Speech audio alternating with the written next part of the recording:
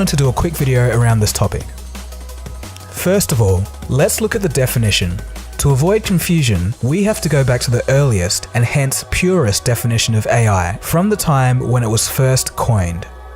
The official idea and definition of AI was first coined by J. McCartney in 1955 at the Dartmouth Conference.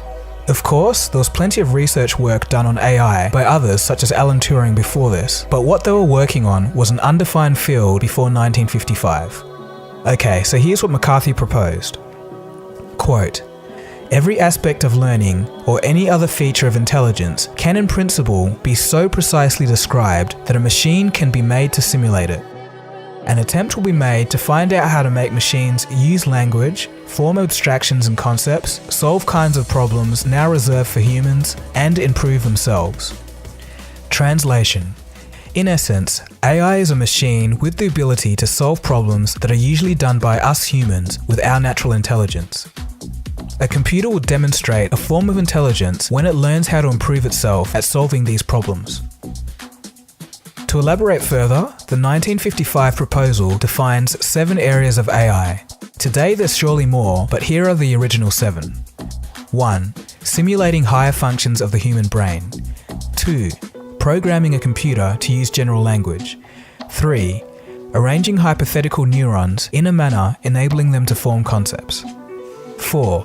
A way to determine and measure problem complexity. 5. Self-improvement. 6. Abstraction, defined as the quality of dealing with ideas rather than events. 7. Randomness and creativity. After 60 years, I think realistically we've completed the language, measure of problem complexity, and self-improvement to at least some degree. However, randomness and creativity is just starting to be explored. This year, we've seen a couple of web episode scripts, short films, and even a feature-length film co-written or completely written by AI. They don't really make sense, but here's a few snippets for your entertainment anyway. I need to leave, but I'm not free of the world. Yes, perhaps I should take it from here.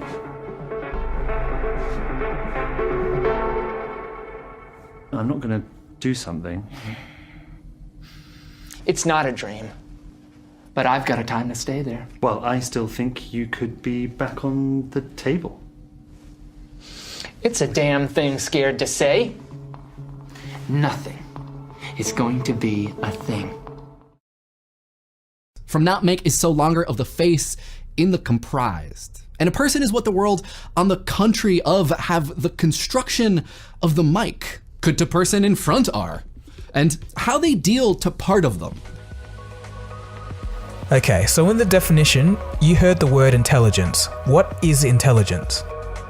Well, according to Jack Copeland, who has written several books on AI, some of the most important factors of intelligence are generalization learning. That is, learning that enables the learner to be able to perform better in situations not previously encountered. Reasoning. To reason is to draw conclusions appropriate to the situation in hand. Problem solving. Given such and such data, find X. Perception. Analyzing a scanned environment and analyzing features and relationships between objects. Self-driving cars are an example. Language understanding. Understanding language by following syntax and other rules similar to a human. Okay, so now we have an understanding of AI and intelligence. To bring it together a bit and solidify the concept in your mind of what AI is, here's a few examples of AI. Machine learning, computer vision, natural language processing, robotics, pattern recognition, and knowledge management. There are also different types of artificial intelligence in terms of approach. For example, there's strong AI and weak AI. Strong AI is simulating the human brain by building systems that think and in the process give us an insight into how the brain works. We're nowhere near this stage yet. Weak AI is a system that behaves like a human but doesn't give us an insight into how the brain works. IBM's Deep Blue, a chess-playing AI, was an example. It processed millions of moves before it made any actual moves on the chessboard.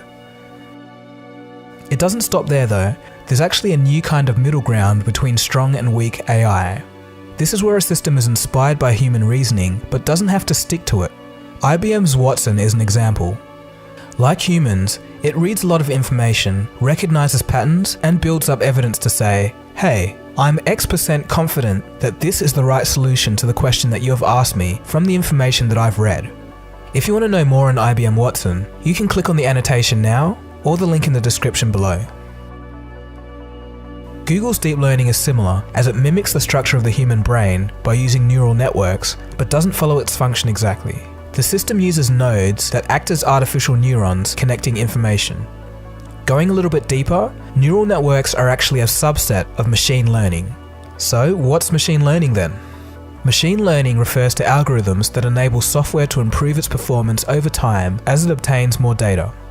This is programming by input-output examples rather than just coding. So that this makes more sense, let's use an example.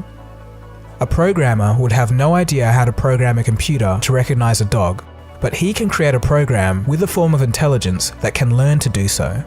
If he gives the program enough image data in the form of dogs and let it process and learn, when you give the program an image of a new dog that it's never seen before, it would be able to tell that it's a dog with relative ease. Okay, so before we finish, just one last concept. Most artificial intelligence algorithms are expert systems. So what's an expert system? The often cited definition of an expert system is as follows. An expert system is a system that employs human knowledge in a computer to solve problems that ordinarily require human expertise. Basically, it's the practical application of a knowledge database. We've arguably only just